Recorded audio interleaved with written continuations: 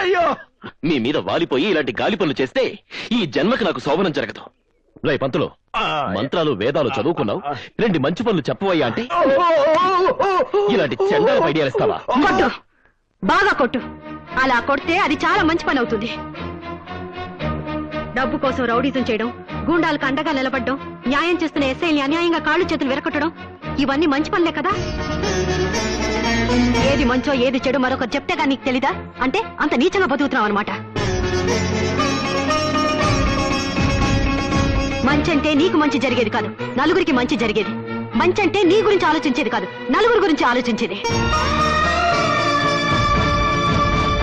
మంచి వాళ్ళకు అపకారం, చెడ్డ వాళ్ళకు ఉపకారం జరగకుండా చేస్తే అదే మంచి పని అవుతుంది. ఆ మంచి మన సత్యా కూడా మనల్ని బతికిస్తుంది. భారతి నిన్ను 3 మంచి పనులు చేయమంది లెక్క కోసం కాదు, నీలో మార్పు కోసం, నేను ఒక మంచి మనిషిగా మార్చడం కోసం. చేతనైతే ఇన్నాళ్ళు నీ వల్ల నష్టపోయిన వాళ్ళ కష్టాలు తీర్చు. ఎదుట వాడి కంట్లో నలుసు పడితే నీ కంట్లో నీళ్లు తిరగాలి. అది మంచంటే.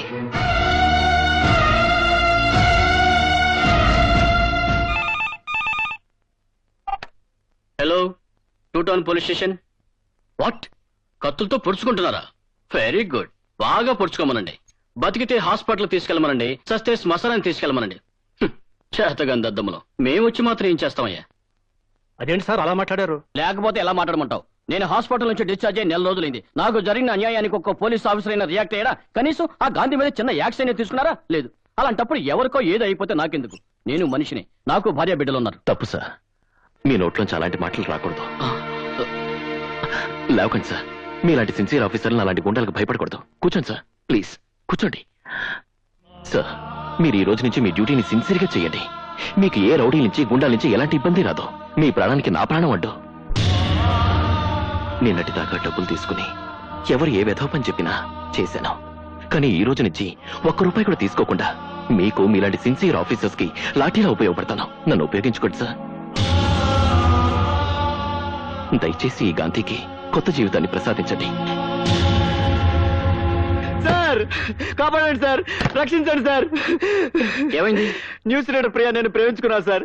ఈ రోజు పెళ్లి చేసుకున్నాను, అన్ని ఏర్పాట్లు చేసుకుంటే ఈలోగా ఎంపీ నరసింహం ప్రియం తన కొడుకు ఇచ్చి బలవంతంగా కట్టబెట్టాలని రౌడీలను కూడా తీసుకొచ్చాడు సార్. అడ్డుపడ్డ నన్ను మా వాళ్ళందరినీ కొట్టించాడు సార్. గతంలో గాంధీ అనే గుండాన్ని కూడా పంపించి నన్ను కొట్టించాడు సార్. ఎలాగైనా నా ప్రియని కాపాడి మా పెళ్లి జరిపించండి సార్, ప్లీజ్ సార్. నువ్వా? భయపడకు, మీ పెళ్లి గాంధీ జరిపిస్తాడు. ఎస్, ఈ పెళ్లి నువ్వు చేస్తున్నావు.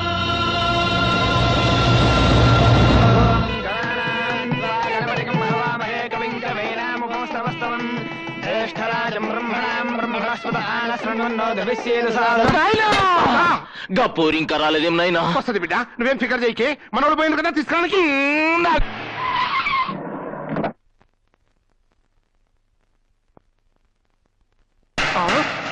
నాయనా గాడెవుడే? గదే నాకు సంజయితలేదు కొడుక.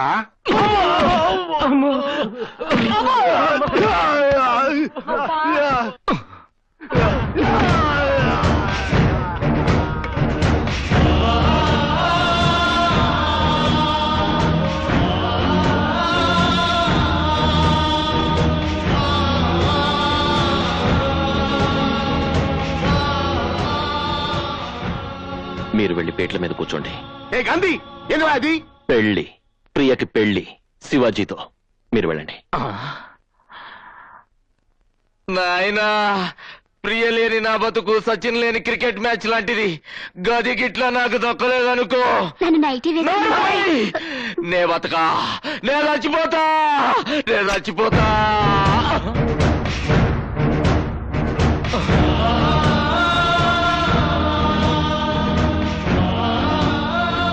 ఇదిగో పొడుచుకుంచా.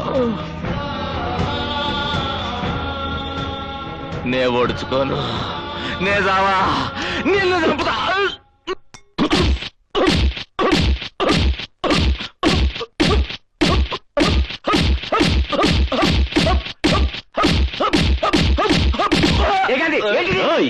అడుగు ముందుకు పడిందో తలలు తెగిపోతాయి.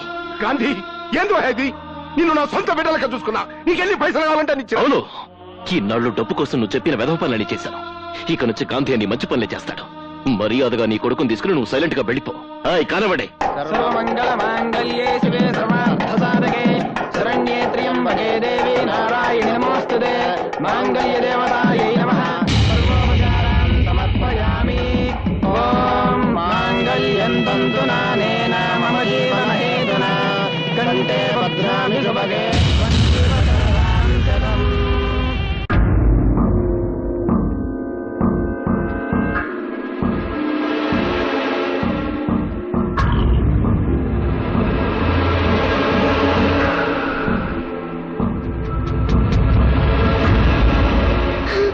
అంకుల్, ఎవరు నువ్వు? ఏంటిది? మా అమ్మ దాచుకోమని ఇచ్చిన డబ్బులు. ఈ డబ్బులన్నీ మీకే తీసుకోండి అంకుల్. నాకు దేనికి? డబ్బులు ఇస్తే మీరు ఏ పనైనా చేస్తారట కదా. ఇప్పుడు నేను ఆ వెధవ పనులు మానేశాను. అలా అనుకోండి అంకుల్. ఈ డబ్బులు చాలకపోతే ఇంకా పూజ చేసుకుని వస్తా. దయచేసి ఈ ఒక్క మంచి పని చేయండి అంకుల్. మంచి పనా? ఏం చెయ్యాలి? మా నాన్నని చంపేయాలి.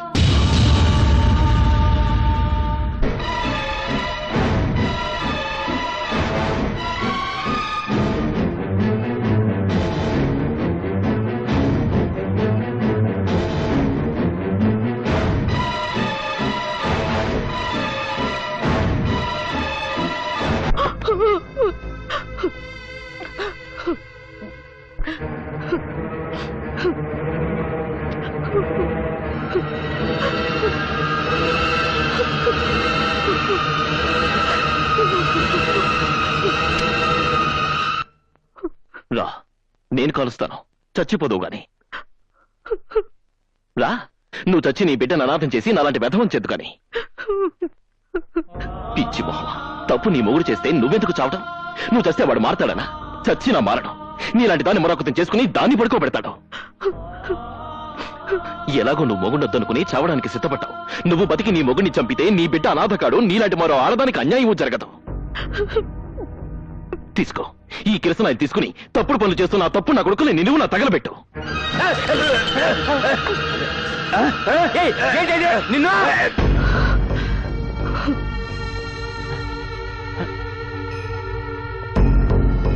గాంధీ, నువ్వు ఏంటిది? నా గురించి నీకు బాగా తెలుసు. డబ్బిస్తే ఏమైనా చేస్తానని. అయితే నీ కొడుకు నిన్ను చంపేయమని నాకు డబ్బిచ్చాడు. పిల్లాడు కదా, వాడి కోరిక తీరుద్దామని వచ్చాను. కానీ మీ ఇద్దరిని చూశాక నా నిర్ణయం మార్చుకున్నాను.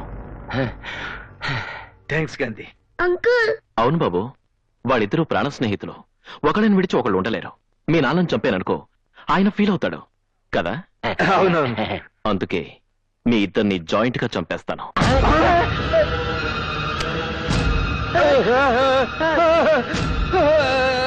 వద్దు వద్దు.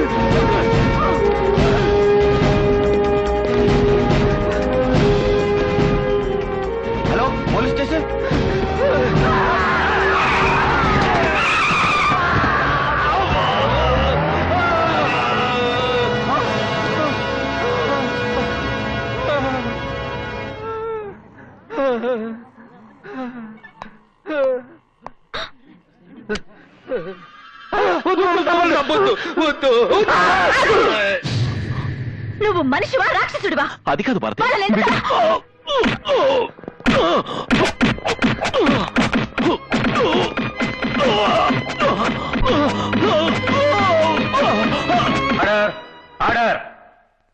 డబ్బు కోసం ఎన్నో దారుణాలు చేసిన ఈ గొండ ఇంతవరకు తగిన సాక్ష్యాలు దొరక్క తప్పించు తిరుగుతున్నాడు.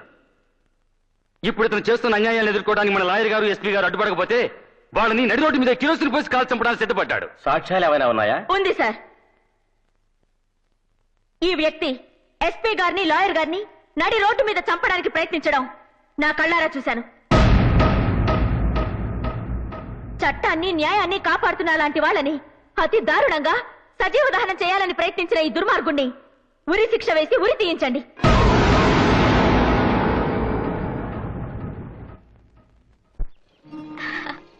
తీసుకోమ్మా. ఏమిటి బామ్మ ఈవేళ సంతోషంగా సీట్లు పంచి పెడుతున్నావు? ఇవాళే కాదు యంగ్ బాయ్, ఇక జీవితాంతం సంతోషంగానే ఉంటాను. నేనే కాదు, ఊరంతా సంతోషంగా ఉంటుంది. ఏమిటమ్మా విశేషం? కోర్టులో సాక్ష్యం చెప్పి గాంధీకి యావజ్జీవ కారాగార శిక్ష పడేలా చేశాను. పొరపడుతున్నావు. నువ్వు అనుకుంటున్నట్టు గాంధీకి శిక్ష పడలేదు. జైలుకి వెళ్లకుండానే బయటకు వచ్చేశాడు. ఏమిటి నువ్వు అనేది? కట్టుకున్న మొగుడికి శిక్ష పడేలా చేయమని నువ్వు సాక్ష్యం చెప్తే తప్పు చేసింది తన్ని కట్టుకున్న మొగుడేనని ఆ లాయర్ పిల్లం ఎదురు సాక్ష్యం చెప్పింది. గాంధీ వాళ్ళని ఎందుకు చంపాలనుకున్నాడు, వాళ్ళు ఏం తప్పు చేశారో తెలుసుకోకుండా నువ్వు మూర్ఖంగా పగ తీర్చుకోవాలనుకున్నావు. అవును, గాంధీ అంటే నాకు పగ, ద్వేషం. నిజమే, గాంధీ నీకు చేసిన ద్రోహమే. కానీ నీ పెళ్లి ఆపమని, నీ మెళ్ళలో తాళి కట్టమని చెప్పింది నేను. నీ గాంధీ మీద ఎంత పగ ఉందో నాకంత అభిమానం ఉంది. నీకు అతని మీద ఎంత ద్వేషం ఉందో నాకంత ఆప్యాయత ఉంది. ఓహో, అందుకేనా ఆ రోజు పెద్ద స్త్రీమూర్తిలో వచ్చి నా మీద అక్షంతలు వేసి నా జీవితాన్ని పాడు చేశావు? నీ జీవితాన్ని పాడు చేయాలని కాదు, గాంధీ జీవితాన్ని బాగు చేయాలని, అది నీ వల్లే అవుతుందని ఆ ప్రయత్నం చేశాను. గాంధీ నీకు రౌడీగా గూండాగా మాత్రమే తెలుసు. కానీ నాకు అతను చంటి బిడ్డప్పుడే అన్యాయంగా తల్లిదండ్రుల్ని పోగొట్టుకున్న అనాథగా తెలుసు. నీకు అతను చెడే తెలుసు, కానీ చెడిపోవడానికి కారణం తెలీదు. గాంధీ నీ మెళ్ళో తాళి మాత్రమే కట్టాడు, కానీ నా మెళ్ళో తాళి తెంచాడు. అయినా కూడా అతనంటే నాకు అభిమానం. ఎందుకో తెలుసా?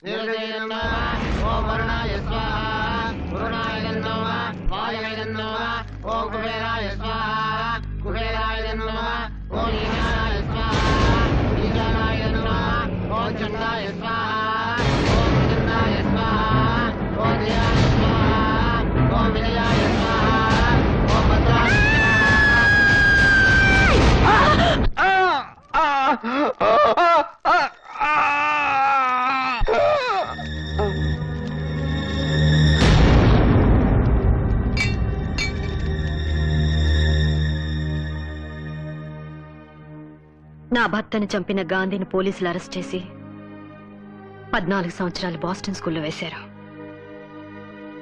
జైలు నుంచి బయటకు వచ్చిన గాంధీ మామూలు మనిషిగా బ్రతకాలని ప్రయత్నం చేసినా ఈ సమాజం అతని హంతకుడుగానే చూసింది.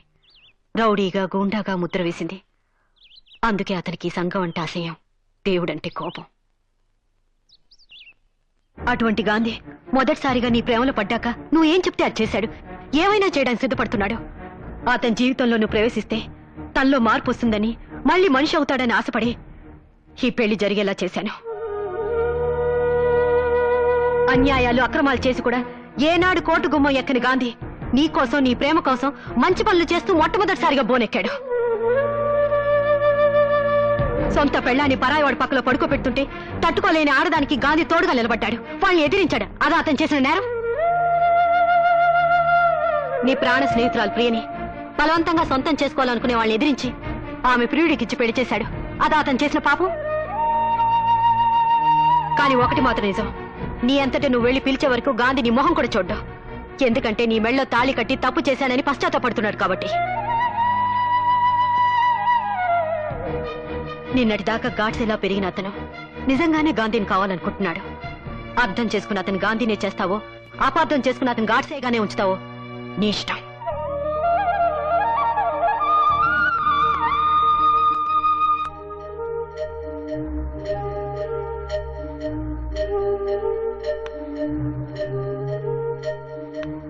అమ్మా భారతి, గాంధీ గతం తెలిసాక నాకెందుకు అతని మీద జాలేస్తుందమ్మా. తల్లిదండ్రులు బిడ్డల్ని ఎంతో ప్రేమగా పెంచి పెద్దవాళ్ళని చేస్తే కనికరం లేకుండా వాళ్లే మమ్మల్ని ఇంటి నుండి బయటికి గెంటేశారు. అలాంటిది చిన్నప్పుడే తల్లిదండ్రులను పోగొట్టుకుని వాళ్ళ ప్రేమానురాగాలకు దూరమైన గాంధీ గూండాగా మాటల్లో ఆశ్చర్యం ఏముందమ్మా. లోకజ్ఞానం తెలిసిన దానివి, తెలివైన దానివి, నీకు మేము సలహానివ్వనక్కర్లేదు. కానీ ఎందుకో గాంధీని భర్తని చేసుకుంటే మంచి జరుగుతుందేమో అనిపిస్తోంది. బాగా ఆలోచించుకో తల్లి.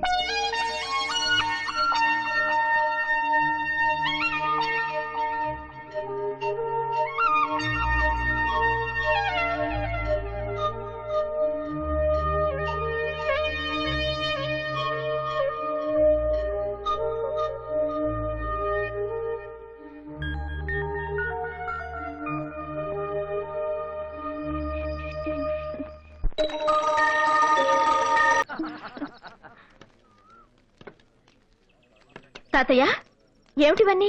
ఇవాళ అక్టోబర్ 2 గాంధీ జయంతి కదమ్మా. నీ గాంధీ గురించి ఆలోచిస్తూ మన గాంధీ గురించి మర్చిపోయావమ్మా. నువ్వు కూడా త్వరగా తయారై రామ్మా, పెద్ద మొదలెడదాం. తాతయ్య, ఈ గాంధీ జయంతి రోజునే ఆశ్రమానికి నా గాంధీని తీసుకొద్దాం అనుకుంటున్నాను. ఏమంటారు?